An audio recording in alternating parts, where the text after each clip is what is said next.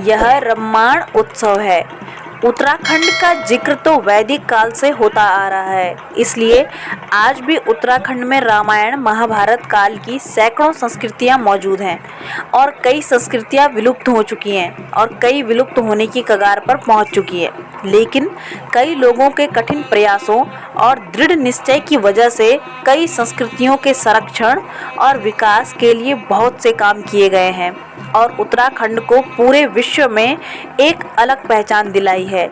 चाहे वह विश्व की सबसे लंबी पैदल यात्रा नंदा राजात यात्रा हो या फिर चंपावत से देवीधुरा में प्रसिद्ध बग्वाल युद्ध, जो हमें उत्तराखंड की लोक संस्कृति से रूबरू कराती है। साथ ही वर्षों पुरानी सांस्कृतिक विरासत को जीवित रखने के प्रयास भी करते हैं। ऐसे ही एक लोक संस्कृति रम्माण है। हेलो दोस्तों, welcome to my YouTube channel.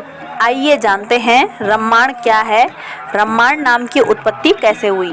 Ramman उत्सव उत्तराखंड के चमोली जिले के सलूड़ गांव में हर साल अप्रैल में आयोजित होता है। यह एक प्रकार का त्योहार ही है।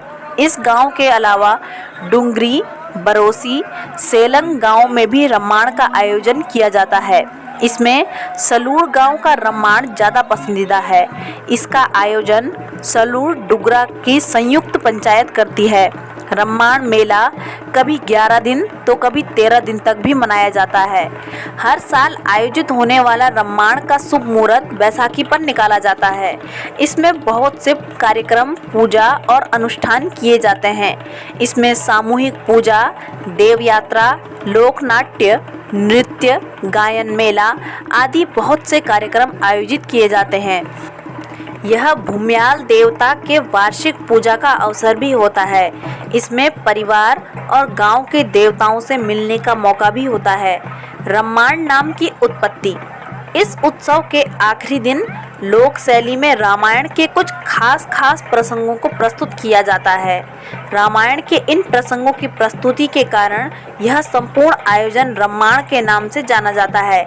इस उत्सव में रम्माण के प्रसंगों के साथ बीच बीच में पौराणिक, ऐतिहासिक और कुछ घटनाओं को मुखौटा नृत्य शैली के माध्यम से दिखाया जाता है।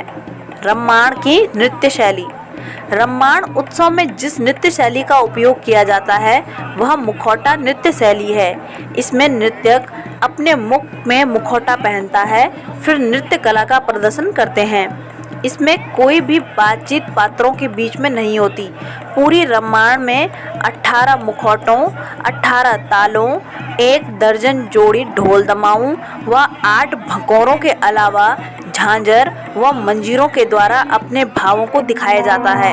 इसमें मुखौटों के 2 रूप होते हैं। पहला धोपत्तर यानी देवताओं के मुखौटे और दूसरा खिलारी पत्तर यानी मनोरंजन के मुखौटे। रम्माण के विशेष नृत्य। बण्या बण्याण। यह नृत्य तिब्बत के व्यापारियों पर आधारित है, जिसमें उन पर हुए चोरी व लूटपाट की घटना को नृत्य के माध्यम से प्रस्तुत किया जाता है। दूसरा म्योर मुरेण। यह नृत्य पहाड़ों पर होने वाली रोज की परेशानियों, जैसे पहाड़ों में लकड़ी और घास काटने के लिए जाते समय जंगली जानवरों द्वारा किए जाने वाले आक्रमण को दिखाया जाता है। तीसरा माल मल्ल। इस नृत्य में स्थानीय लोगों व गोरखाओं के बीच हुए युद्ध का वर्णन किया जाता है। नंबर 4 कुरु जोगी। यह एक प्रकार का हास्य नृत्य है। इसमें रम्माण का हास्य पात्र, जो अपने पूरे शरीर पर चिपकने वाली एक घास को लगाकर लोगों के बीच चला जाता है। कुरु चिपकने के डर से लोग इधर उधर भागते हैं, लेकिन कुरु जोगी उन पर अपने शरीर से चिपके कुरु को निकालकर फेंकता है और कुरु जोगी को जोकर के नाम से पुकारा जाता है, जो लोगों को हंसाने का काम करता है। आदि गुरु शंकराचार्य ने इस सांस्कृतिक धरोहर को जगाने का प्रयास किया था। मान्यता है कि जब मध्यकाल में सनातन धर्म का प्रभाव कम हो रहा था, तब आदि गुरु शंकराचार्य जी ने सनातन धर्म में नई जान फूंकने के लिए पूरे देश में 4 मठों, मंदिरों और तीर्थों की स्थापना की। जोशीमठ के आसपास शंकराचार्य के आदेश पर उनके कुछ शिष्यों ने हिंदू जागरण के लिए गांव-गांव में जाकर पौराणिक मुखौटों से नृत्य करके लोगों में सांस्कृतिक धरोहर को जगाने का प्रयास किया था। रामायण उत्सव का सलूण डुगरा गांव से विश्व धरोहर तक का सफर। रामायण उत्सव साल 2007 तक सिर्फ सलूण गांव तक ही सीमित था, लेकिन गांव के ही शिक्षक डॉक्टर कुशल सिंह भंडारी की मेहनत का नतीजा था कि रामायण उत्सव को विश्व धरोहर में स्थान मिला हुआ है। डॉक्टर कुशल सिंह भंडारी ने रामायण उत्सव का अंग्रेजी में अनुवाद किया। उसके बाद इसे गढ़वाल विश्वविद्यालय लोक कला निष्पादन केंद्र की मदद से साल 2008 में दिल्ली स्थित इंदिरा गांधी राष्ट्रीय कला केंद्र तक पहुंचाया। इस संस्थान को रामायण की विशेषता इतनी पसंद आई कि कला केंद्र की पूरी टीम सलूण डुगरा गांव पहुंची और वे लोग इस आयोजन से इतने खुश हुए कि 40 लोगों की एक टीम को दिल्ली बुलाया गया। इस टीम ने दिल्ली में इतना अच्छा कार्यक्रम प्रस्तुत किया कि बाद में इसे भारत सरकार ने यूनेस्को भेज दिया। 2 अक्टूबर 2009 को यूनेस्को ने पैन खंडा में रामायण उत्सव को विश्व धरोहर घोषित किया। यूनेस्को संस्कृति विभाग के सहयोग से आज गांव में रामायण से जुड़े पौराणिक एवं पारंपरिक मुखौटों के लिए एक विशाल म्यूजियम तैयार किया जा रहा है।